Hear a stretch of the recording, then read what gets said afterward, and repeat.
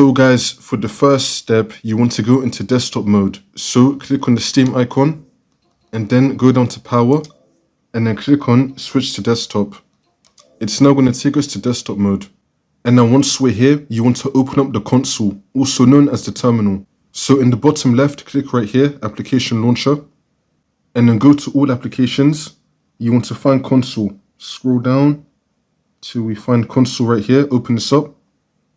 And now the console's open. By the way, we need to close out Steam. So in the bottom right of your taskbar, you want to find Steam, right click on it, and then click on exit Steam.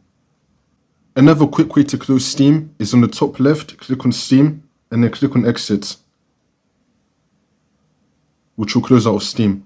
Next, there's going to be a command down below in the description. You can copy and paste it if you're watching this video on your Steam Deck, or you could just write it out. I'm going to put it on screen right now. By the way, if that command does not work, then try the second command with Steam again in front of it. So try both these commands. You can try the top one first and then do the second one after if it's still not working. So here's the command right here. I'm just going to highlight this. I'm going to copy this real quick. If you're getting the command from the description, you want to highlight it. So using this right trackpad right here, just highlight the command.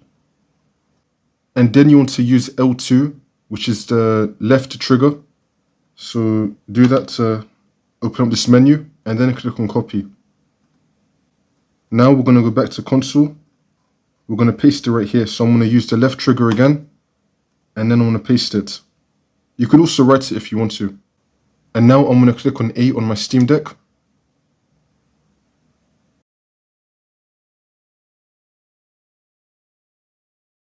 Which has now opened up Steam on our Steam Deck and we have the console tab right here. That's how you do it.